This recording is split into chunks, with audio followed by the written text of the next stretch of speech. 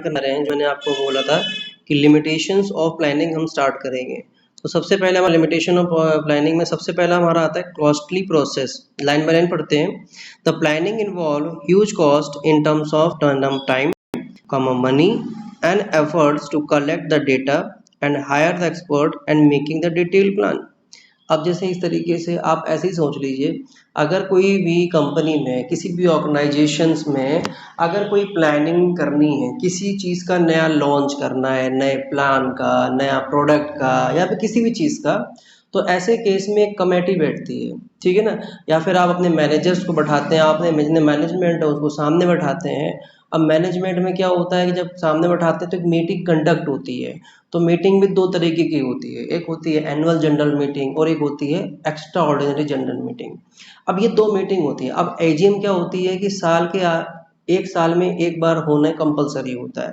Extra ordinary meeting क्या होता है, जब कभी भी अचानक अगर मीटिंग रखनी पड़ जाए तो ईजीएम बुलाई जाती है।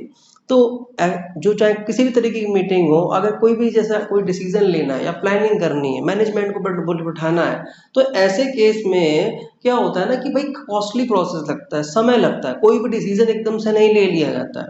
लाखों करोड़ों के एक डिसीजन की बात अगर हो रही हो, कोई इन्वेस्टमेंट की अगर बात हो रही, तो ऐसे नहीं इन्वेस्ट कर दिया जाता है। आप यही समझ लीजिए जैसे हमारे कंट्री में हर स्टेट लेवल पे, अपने कंट्री लेवल पे बजट बनता है। तो बजट बनाने में समय लगता है ना, कि पैसा कहाँ से आया, कहाँ इन्वेस्ट करा जाएगा, किसको रिडक्शन मिलेगी, किसको एग्जम्पशन मिलेगा। तो बजट क्या इतनी जल्दी बन जाता है? और खर्चा भी लगता है भाई। इतने सारे अधिकारी बैठते हैं, इतने सारे मैनेजमेंट के लोग बैठते हैं, तो हर तरीके का अपना लेवल है। तो उसमें क्या होता है कि उनको सैलरी जाती है, ठीक है ना। अब कोई मैनेजर पद पे बैठा है, तो वो अगर दिन रात अगर आपके किसी प्लान में काम कर रहा है, तो इसका मतलब क्या है? इसका मतलब क्या होता है, अगर आपके कोई मतलब किसी भी तरह के प्लान सपोर्ट में मैनेजर आते हैं या कमेटी बैठती है, तो वो क्या बिना फ्री में आ जाते हैं? नहीं, सैलरी जाती है ना। टाइम जाता है कि नहीं जाता है? तो कॉस्टली प्रोसेस होता है, ठीक। दूसरा टाइम कंज्यूमिंग, बात वही आ गई। अब planning require a lot of time for analysis. भाई मुझे एनालिसिस पहले करनी पड़ती है कि भाई वो जो पैसा इन्वेस्टमेंट करने जा रहे हैं उसे कहाँ पे लगाना है, एनालिसिस करो, जरूरत है भी कि नहीं है। दूसरा फोरकास्टिंग, मतलब फ्यूचर के बारे में देखना कि कहाँ पैसा लगना है, कब लगना है, कितना लगना है, सब चीज़ें देखनी पड़ती हैं। और डिसीजन मेकिंग लगता है विच में डिले इन इमीडिएट एक्शन, ठीक। वो डिले भी हो सकता है कि भाई अगर टाइम भी लगता है, जरूरी थोड़ा कि काम अगर सोचा तुरंत ही हो जाए। बहुत से आप लोगों को घर ही में ही फंक्शन देख लो, सोचते हैं कुछ होता है, कुछ कुछ सोचते हैं कि कल कर लेंगे, होता है वो परसों है। तो ऐसे भी बिजनेस में भी बहुत सी चीजें होती हैं, है ना। आगे नेक्स्ट पॉइंट आता है रिजिडिटी। अब इन्होंने बोल दिया one the plans are made, manager may not change them easily even when the environment changes. This makes the organisation less flexible. Less flexible इन्होंने क्यों बोल दिया? अब ये नहीं कि आपने प्लान बनाया, प्लान बनाने के बाद आप कहने लोगे नहीं ऐसा है, अब ये प्लान हम नहीं, दूसरा प्लान बनाएंगे, अभी इस प्लान में मतलब नहीं है। क्यों कहता है इंसान, या फिर जितने भी कंपनीज हैं या फिर जितने भी हमारे रूल्स एंड रेगुलेशंस हैं, कि हमेशा एक नाव में पैर रखना चाहिए। आपने जो सोच लिया उस पर काम करना चाहिए। ये नहीं कि आज मेरा मन ये कर रहा है, कल मेरा मन वो कर रहा है। अब आज मेरे, जैसे फॉर एग्जांपल मेरे, मान लो हम ही लोग ले लेते हैं, आज मेरा मन कर रहा है कि हम आईएएस बनेंगे, कल सोचा 2 दिन बाद अरे नहीं नहीं नहीं मैं लॉयर बनूंगा, तीसरे दिन कहने मैं अकाउंटेंट बनूंगा, फिर कहने मैं चार्टर्ड अकाउंटेंट बनूंगा, फिर नहीं मैं सीएस बनूंगा, फिर मैं सीएमए बनूंगा, फिर कहते नहीं हमें बिजनेसमैन बनना है, फिर कहते नहीं मुझे पॉलिटिक्स में जाना है। मतलब कहने का आपको एक लाइन डिसाइड करनी होगी। सबसे पहले तो आपको टाइम लगेगा डिसाइड करने में। तो बिजनेसेस में भी ऐसे पॉइंट्स होते हैं कि ये नहीं कभी आपने सोचा मैं इस चीज़ का प्रोडक्शन करूंगा, फिर तो नहीं नहीं नहीं, नहीं मैनेजमेंट अब कहते नहीं इस चीज़ का प्रोडक्शन करते हैं। आपने जो सोच लिया, भले ही इन्वायरमेंट के कुछ चैलेंजेस आपके पास क्यों ना आ रहे हो, फिर भी आपका प्रोडक्शन, आपका प्लान चेंज नहीं होना चाहिए। प्लान जो चल रहा है उसमें किसी भी तरह की कोई फ्लेक्सिबिलिटी नहीं होनी चाहिए, टोटली रिजिड होना चाहिए, ठीक है। नेक्स्ट पॉइंट क्या है, the lack of accuracy. Lack of accuracy देखो हमारा क्या कहता है कि भाई planning is based on the future assumption. जो प्लानिंग होती है फ्यूचर के एजम्पशंस के अकॉर्डिंग होती है। Since the future is uncertain, future भाई सर्टेनिटी नहीं है, कोई क्लियर नहीं है कि पता नहीं कब क्या हो। There is always a risk of inaccuracy in the plan. भाई प्लान में कोई फिक्स जरूरत है, आपने जो सोच लिया वो हो नहीं होना है। इनएक्यूरेट मतलब इन्होंने क्या बोले, इनएक्यूरेसी का मतलब क्या होता है, जरूरी थोड़ा प्लान आपका सक्सेसफुल ही कर दे, हो सकता है सक्सेस कर जाए, हो सकता है ना भी हो। तो इनका मतलब क्या है कि फ्यूचर के एज्यूम करते हैं कि यार ऐसा करेंगे तो ऐसा हो जाएगा। But since the future is uncertain, जब फ्यूचर क्या है, अनसर्टेन है, there is always risk of uncertainty. फिर आता है false sense of security. Over reliance on the plan may create a false believe that the average good show on plan ignoring expected changes. अब इन्होंने यहाँ पर बोल दिया ओवर रिलायंस का मतलब समझते हो, फॉल्स सेंस ऑफ सिक्योरिटी। कुछ पॉइंट समझ में आ रहा है कि नहीं आ रहा है, इसका मतलब क्या होता है बताइए। अब अगर आप प्लानिंग सोचते हो कि आप अपने प्लान पे बहुत भरोसा करते हो, जैसे बहुत से बच्चे होते हैं कि मैंने जो सोच लिया वो सोच लिया, वो गलत हो ही नहीं सकता। तो ओवर रिलायंस मतलब क्या था, ज़्यादा ओवर कॉन्फिडेंस नहीं करना है अपने प्लान पे।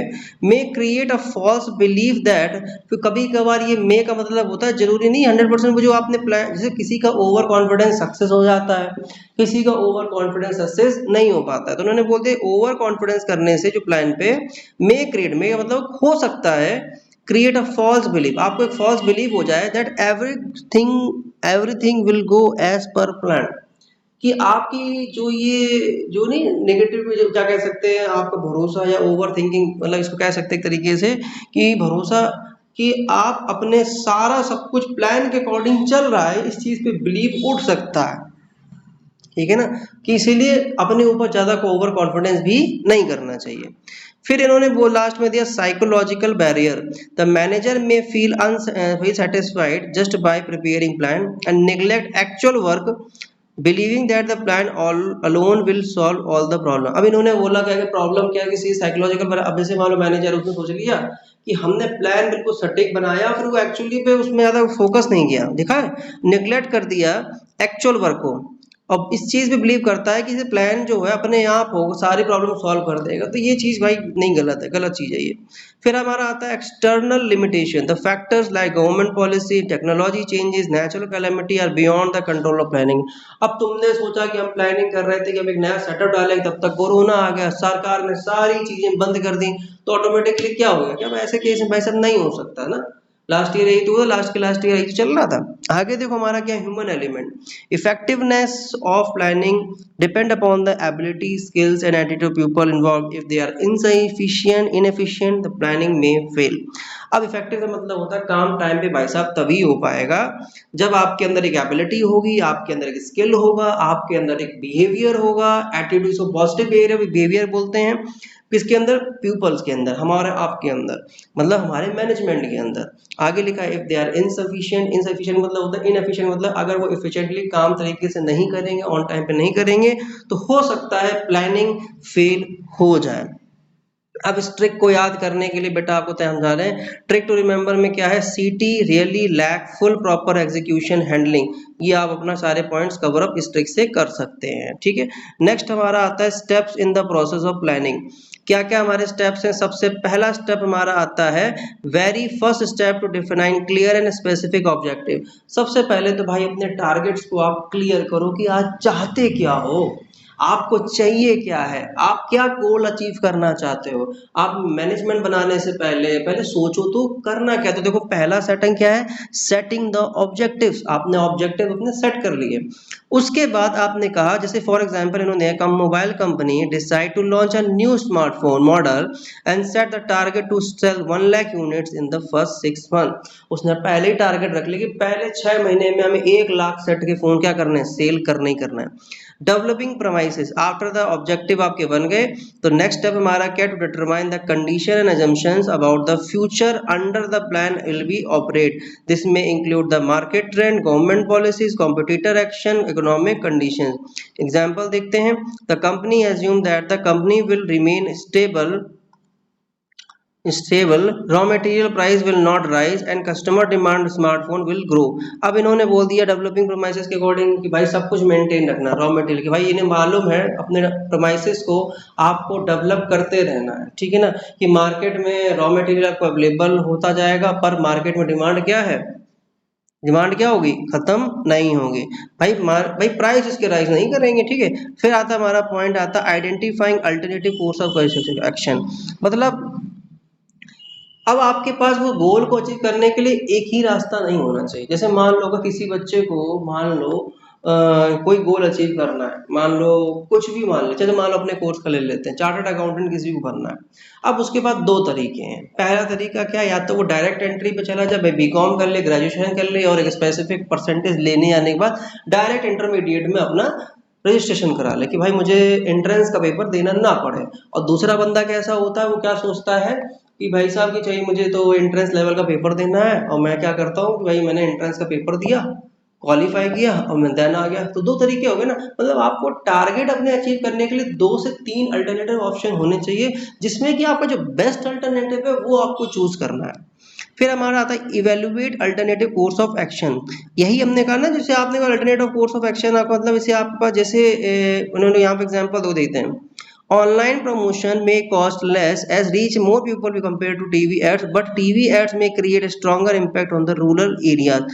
मतलब कहने का आपके पास जो भी ऑप्शंस हैं उनका आप क्या करो, अल्टरनेटिव कॉस्ट निकालो, किसकी कॉस्ट कम लग रही है, आप वही तो चूज करोगे।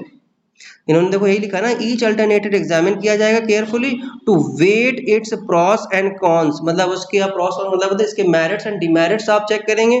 उसके बाद इन टर्म्स ऑफ, किसका टर्म से रिलेटेड, भाई कॉस्ट कितनी लागत लग रही है, कितने ज्यादा रिस्क है, किसमें कम रिस्क है। भाई जिसमें सबसे कम रिस्क होगी, कम रिस्क होगा, कॉस्ट भी कम होगी और फिजिबिलिटी और प्रॉफिटेबिलिटी अगर ज्यादा होगी तो ही भाई हम आगे करेंगे, अदरवाइज हम नहीं करेंगे।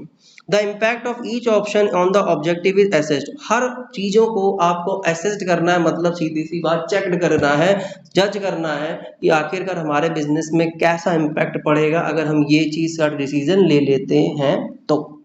फिर नेक्स्ट हमारा आता है सेलेक्टिंग द बेस्ट अल्टरनेटिव, हमने बताया था, उनमें से आपको जो लगता है उसको सेलेक्टिव अल्टरनेटिव कर लेना, जो सेलेक्ट कर लेना और फिर वही चीज आप इम्प्लीमेंट अपने प्लान में कर लेना। अब इन्होंने एग्जांपल के तौर में देखा था, market department running that the online companions offer discount in the retail store. Right सी बात, जो आपने सोचा आपने इंप्लीमेंट करा दिया। लास्ट हमारा आता है फॉलो अप एक्शन, का मतलब होता है मॉनिटरिंग करना और कंट्रोल करना, मतलब आपको टाइम टू टाइम चेक भी करना है। This is the final step that actual plan perform compared with the plan objective, कि भाई जो सोचा था क्या वो एक्चुअली हमने पाया है।